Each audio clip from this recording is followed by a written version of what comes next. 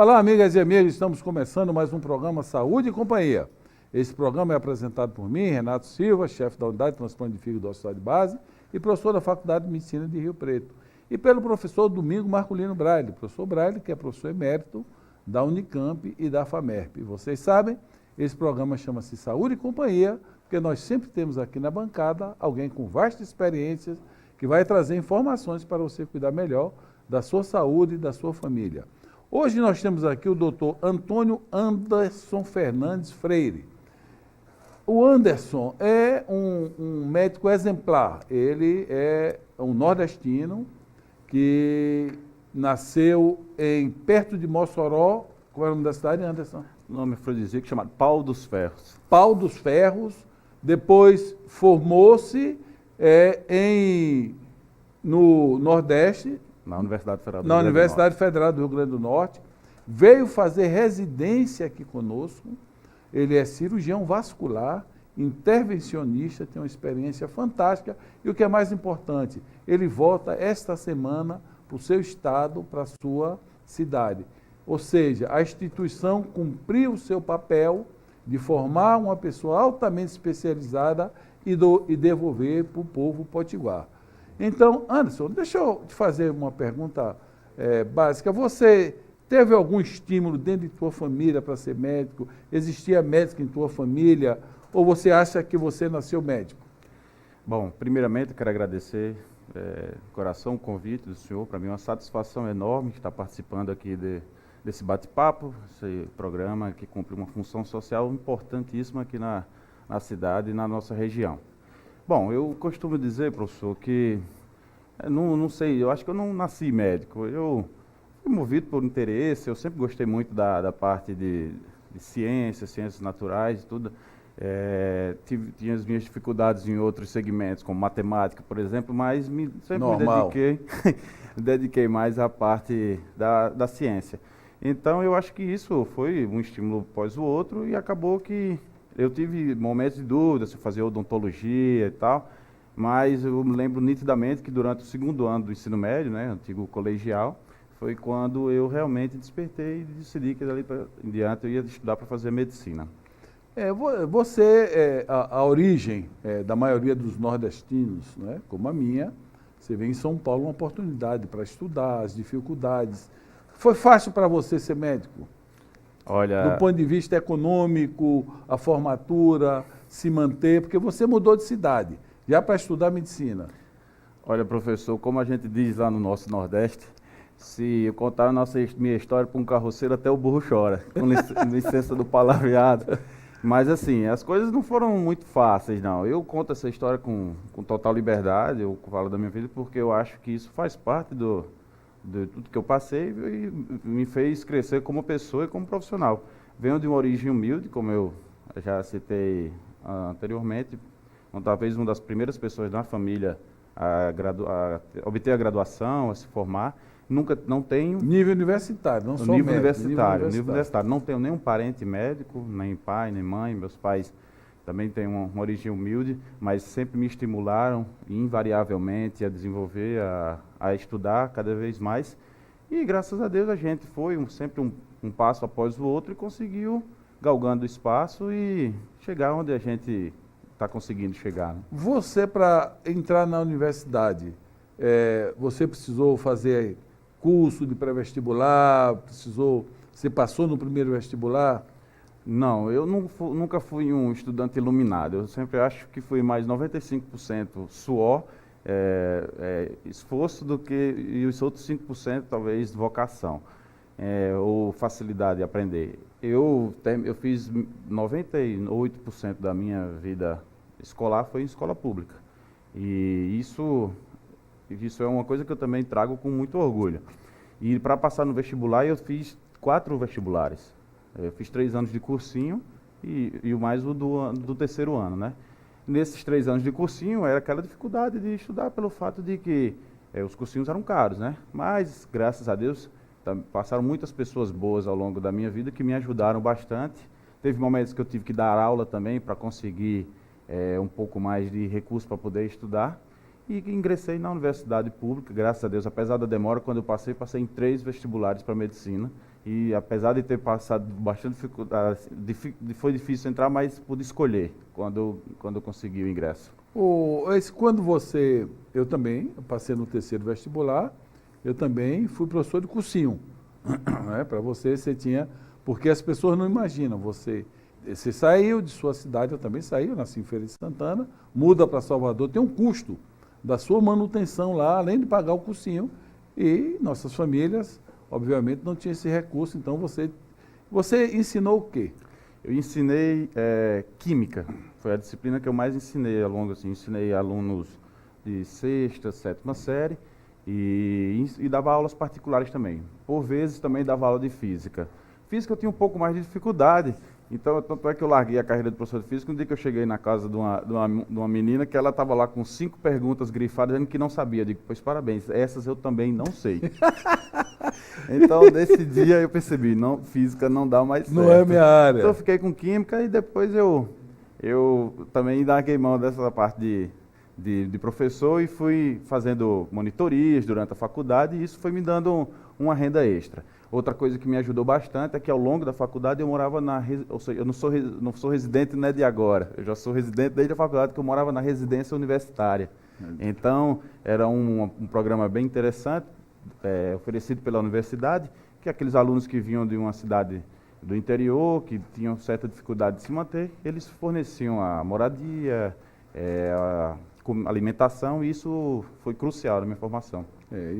Foi uma coisa que ajudou muita gente. Eu não passei na universidade, na época, na Bahia, nós tínhamos só 2 instituições. A Universidade Federal, onde eu acabei fazendo minha residência para muito orgulho, e uma instituição privada. Eu passei na privada, não tinha, mas eu morria de inveja quando eu passava no corredor da Vitória e via a residência dos universitários. Aquilo eu imaginava que deveria ser um convívio espetacular, mas você vai falar desse convívio no próximo bloco, que agora nós vamos para um pequeno intervalo. Por favor, não mude de canal.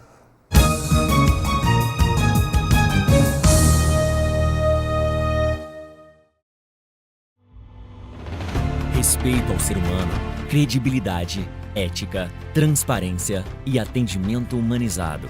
Estes são valores que fazem da Unimed São José do Rio Preto uma empresa modelo no mercado de planos de saúde no país. Mais de 250 mil clientes. Plano com a mais ampla rede de atendimento. 1.400 médicos. Primeira cooperativa do sistema Unimed a conquistar o selo de acreditação em qualidade concedido pela ANS e atualmente reacreditada com nota máxima. Uma das 150 melhores empresas para se trabalhar. Pronto atendimento adulto e infantil. Unidade de vacinação. Farmácia. Central de quimioterapia. Centro de infusão. Unimed Lar. Clínica Lar. Medicina preventiva. Núcleo de atendimento multidisciplinar. E central de vendas com escritórios em Rio Preto, Jales, Olímpia e Mirassol. Tudo em um ambiente que conta com total sustentabilidade social e ambiental. A vida é feita de planos e o nosso é sempre estar ao seu lado. Cuidar de você. Esse é o plano. Unimed São José do Rio Preto.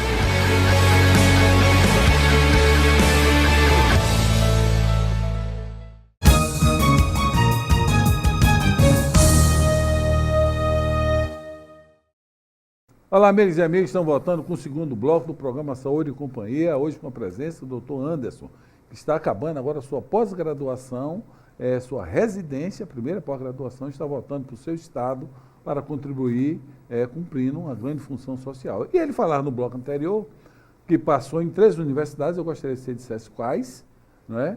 E depois falasse um pouco do teu convívio na residência universitária. Bom, retomando, quando eu passei na Universidade Federal do Rio Grande do Norte, que foi essa universidade que eu escolhi e onde eu realizei minha graduação em medicina. Entrei em 2008 e saí em 2013. As outras universidades foram a Universidade Federal a UFCG, a Universidade Federal de Campina Grande, numa cidade chamada Cajazeiras, e a outra foi através do ProUni. Eu obtive uma nota, não lembro, 95%, alguma coisa assim no Enem, e ganhei uma bolsa integral em medicina.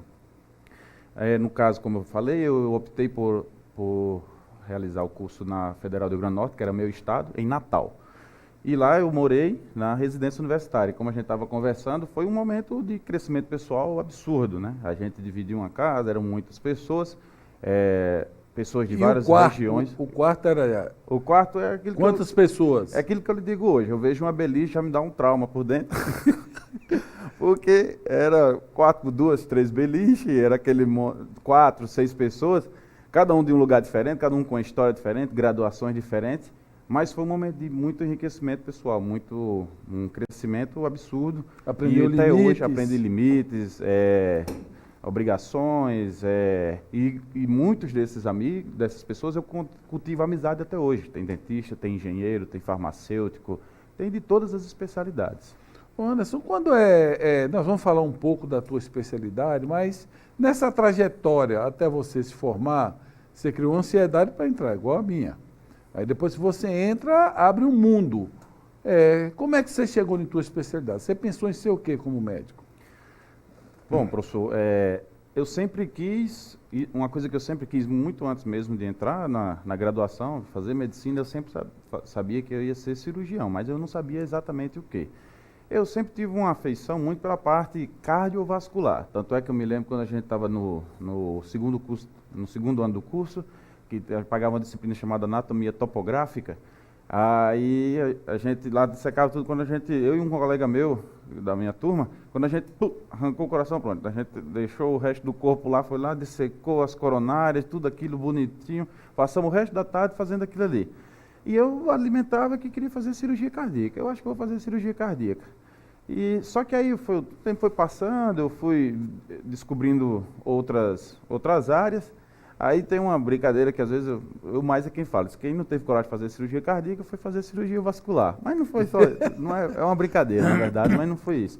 E eu gostei bastante da cirurgia vascular. Eu acho a cirurgia vascular uma especialidade extremamente versátil. Você vai do mínimo ao máximo em minutos. Você trata coisas assim, teoricamente mais simples, pequenas, e ao mesmo tempo trata de temas de altíssima complexidade. Você pode fazer cirurgias grandes, pode fazer tratamentos minimamente invasivos, e isso lhe dá um rol de maneiras de trabalho que me atraiu bastante, e tanto que foi o que eu escolhi. E isso você, quando saiu de lá, já estava decidido. Você veio fazer residência aqui em Rio Preto, porque realmente você queria ser cirurgião vascular. Essa residência foi importante para você? Quando eu optei por fazer cirurgia vascular, eu acho que eu estava no 4º ano de faculdade. Pronto, eu vou fazer cirurgia vascular. A partir desse momento, eu entendo que tudo fica mais fácil, porque você começa a se familiarizar ainda mais com a especialidade, você acompanha pessoas, e isso vai lhe dando um pouco mais de confiança. A escolha de vir fazer residência aqui em São José do Rio Preto, no Hospital de Base especificamente, ela foi meio que direcionada por um ex-residente seu, Dr. Reinaldo Quinino, que não é cirurgião vascular, mas ele é cirurgião da parede digestiva, mais especificamente da parte de cirurgia bariátrica hoje em Natal. E ele fez aqui a residência. E ele falava muito bem da residência aqui. Para falar bem da verdade, assim como as pessoas acham que Paulo dos Ferros e Mossoró região é um lugar bem distante e ninguém conhece, São José do Rio Preto, para mim, também era um lugar distante. Era, claro. Então, a partir desse contato, dessa vivência com ele, foi que eu fui descobrir daqui da residência. Quando eu fiz prova para a residência de cirurgia geral, eu tive, graças a Deus, o prazer de passar em 5 lugares. E dentre eles aqui em São José do Rio Preto. E na minha casa, em Natal. Então, eu fiquei numa dúvida tremenda. Eu fui pesquisar sobre o serviço de cirurgia vascular do Hospital de Base. Eu fui na internet, como todo mundo faz, e eu comecei a conversar com outras pessoas que já estavam aqui, que eu conhecia, e vi que era uma rotina de muito trabalho, uma prestação de serviço altíssima. Então, eu disse, eu acho que lá vai ser um lugar interessante para mim. Então, depois de muita conversa, algumas noites sem sono, eu acabei optando e vim morar aqui. E graças a Deus eu acho que fui muito feliz na minha escolha. Sou muito satisfeito com a formação que eu tive aqui. Dentro do que eu pude aproveitar, eu acho que eu aproveitei. Um serviço de excelência que nos dá a oportunidade de crescer, que nos permite aprimorar. E isso é uma coisa boa que eu vou carregar e vou levar aí comigo, essa lembrança, tanto a parte pessoal como também de formação. Ô Anderson, nós vamos fazer um pequeno intervalo e eu gostaria que você deixasse aqui para nós, no próximo bloco, você falasse qual é o impacto que o teu conhecimento vai levar para a tua cidade. Ou seja, sempre que nós saímos para buscar um conhecimento, nós voltamos ansioso para devolver esse conhecimento para a sociedade, mas você vai responder no próximo bloco. Vamos para um pequeno intervalo, por favor, não mude de canal.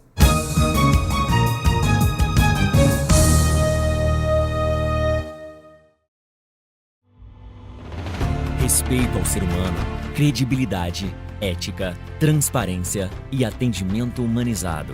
Esses são valores que fazem da Unimed São José do Rio Preto uma empresa modelo no mercado de planos de saúde no país.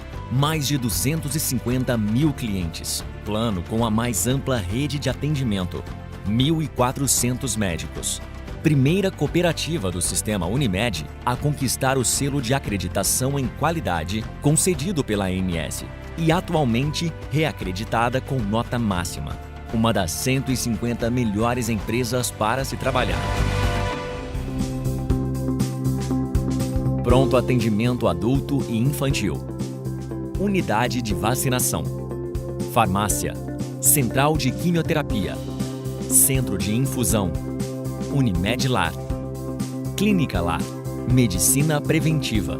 Núcleo de atendimento multidisciplinar. E central de vendas com escritórios em Rio Preto, Jales, Olímpia e Mirassol. Tudo em um ambiente que conta com total sustentabilidade social e ambiental. A vida é feita de planos e o nosso é sempre estar ao seu lado. Cuidar de você. Esse é o plano. Unimed São José do Rio Preto.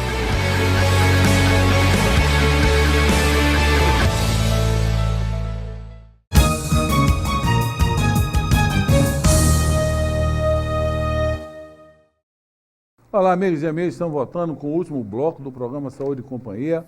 Hoje com a presença do Dr. Anderson. É um médico do Potiguar, médico do Rio Grande do Norte, que veio fazer sua especialização aqui. Está esta semana voltando para a sua cidade. E eu perguntei a ele qual é o impacto. Ele veio buscar conhecimento. E agora ele volta para o seu estado. Qual é o impacto que ele espera? Que o médico sempre tem um impacto na comunidade. Qual é o impacto que você espera, Anderson? Bom, professor, essa pergunta é interessante, pois, como eu disse no bloco anterior, eu optei por fazer cirurgia vascular no 4º ano da faculdade.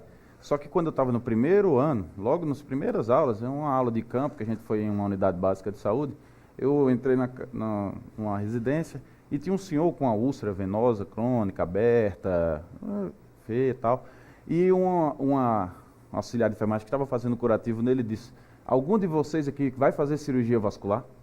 E aí eu olhei aquilo e disse: cara, não sabia nem que existia essa especialidade. E aí, então ele estava me perguntando, ele fez: olha, faça cirurgia vascular, pelo amor de Deus, porque não tem ninguém aqui para cuidar desse povo.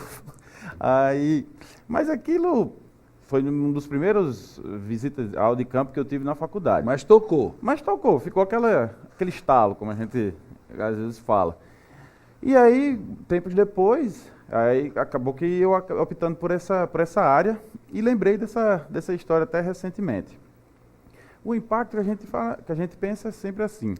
Quando a gente busca um conhecimento, primeiro você tem que ver seu gosto pessoal. Não adianta você olhar, eu vou olhar o que é que não tem para fazer, se você não gosta daquilo. Claro. Isso, eu nunca Princípio básico. É um princípio básico de sucesso, de felicidade, é você fazer o que você gosta, aquilo que lhe dá prazer diariamente.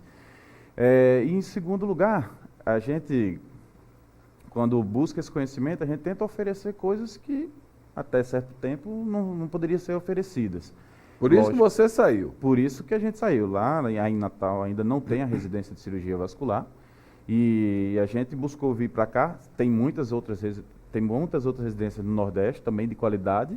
Mas a gente acabei por um destino, como outras conveniências que eu já citei no bloco anterior, vindo aqui para Rio Preto.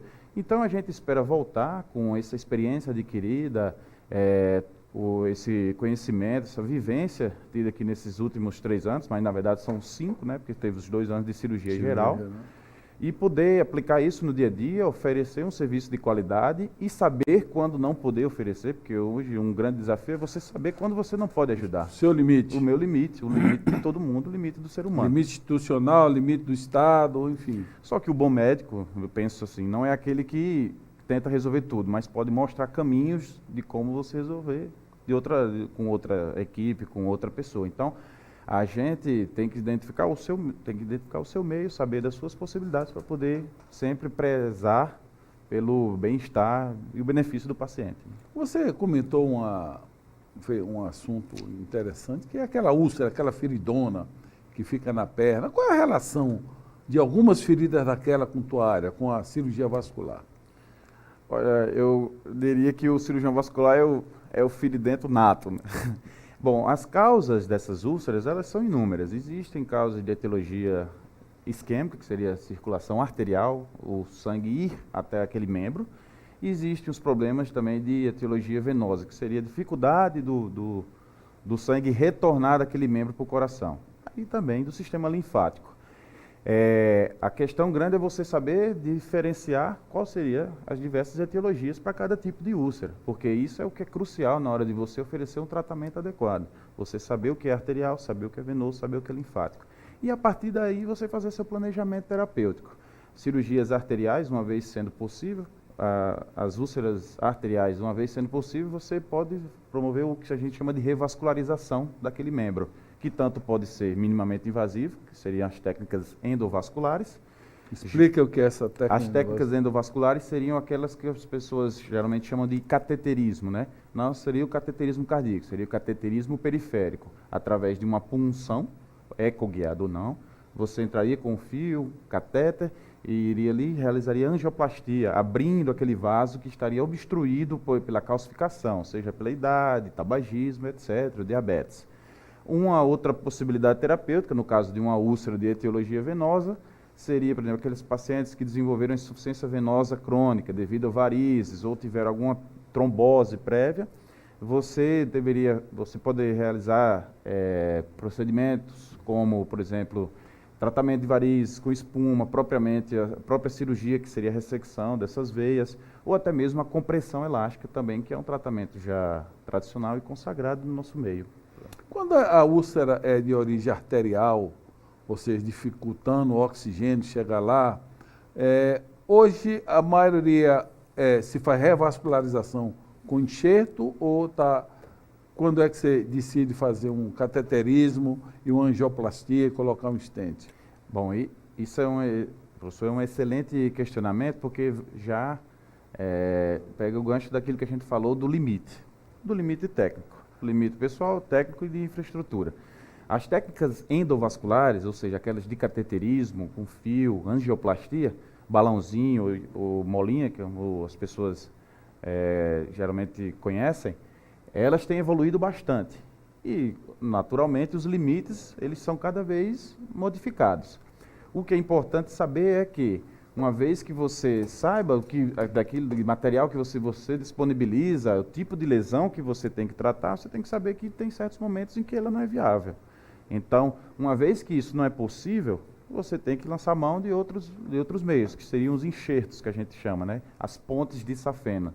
Do mesmo jeito que faz a ponte de safena para o coração, a gente também pode fazer as pontes de safena nos membros inferiores, ou seja lá onde for a lesão. Então, isso é uma coisa que o médico, com a sua vivência, com a sua experiência, ele tem que ter a capacidade de definir qual vai ser o melhor tratamento, né? Dessas três causas de úlcera, a venosa, a arterial e a linfática, qual é a mais difícil de tratar? Olha, eu diria que a mais prevalente é a úlcera venosa. É um problema de saúde pública. Mas, dependendo do grau de lesão, eu acho que as úlceras arteriais elas são mais difíceis de tratar e estão associadas a um índice de amputação muito alto, né? Perda de membro muito alto. Úlceras venosas, você pode até evoluir com a perda de membro, mas é bem mais raro. As úlceras arteriais, não. Então, é muito comum evoluir com amputações. Existe uma taxa de insucesso que deve ser respeitada e referenciada e explicada para o paciente na hora de uma proposta terapêutica. E você, existe recomendação, nós estamos chegando no final do programa, para uma pessoa que tem uma varize e tal, existe recomendação para todo mundo usar por exemplo, uma meia? Bom, uma boa pergunta. A meia elástica é assim, primeiro que é uma coisa difícil das pessoas aderirem muito. Nós aqui em Rio Preto, uma cidade quente, a minha região também, sem sombra de dúvidas. Só que assim, a meia elástica vai muito eu acho que é uma proposta bem individual. Tem pacientes que se adaptam, se sentem bem e usam a meia elástica diariamente, porque não trata só a insuficiência venosa crônica propriamente dita, síndrome de pernas inquietas, dores membros inferiores ao longo do dia, edema gravitacional, então traz uma série de benefícios. E, logicamente, o paciente que já tem varizes instaladas, já tem uma insuficiência venosa crônica instalada, o seu benefício sem dúvida, ainda mais importante. Tá bom. Bom, Anderson, nós estamos chegando no final do programa, eu queria que você deixasse uma mensagem para o nosso telespectador. A mensagem que talvez eu gostaria mais de passar para vocês, primeiro é aquela de você sempre lutar e acreditar aquilo que você realmente defende e pensa. Mas o que eu queria talvez bater na tecla mais importante, que eu acho que é uma coisa que a gente tem que levar cada vez mais em consideração, é que nós estamos vivendo um momento de banalização muito grande da medicina. Muita gente publicando tratamentos milagrosos, mágicos, e às vezes esquecendo do principal, que é a formação sólida e adequada. Eu acho que esse caminho que a gente tem hoje é a residência médica. A residência médica é uma coisa consagrada no nosso meio, tradicional, e que é o único meio que lhe oferece uma formação de qualidade e que você pode exercer sua profissão com o máximo de segurança possível. Então, eu acho que o principal recado era para você, você telespectador, você paciente de uma maneira geral, sempre procurar se pesquisar. Se a gente pesquisa tanta coisa na internet, por que você não procura pesquisar sobre o médico que você vai escolher para tratar da sua saúde? Então, para mim, essa é a mensagem crucial e mais importante de se passar nos dias de hoje.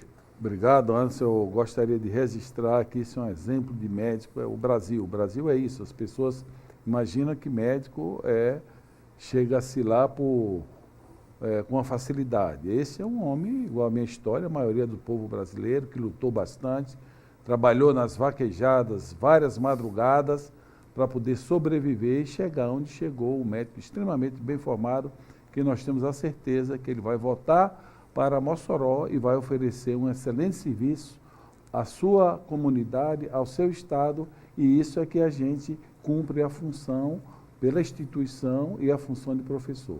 Paz e saúde a todos e até a próxima semana e sucesso para vocês.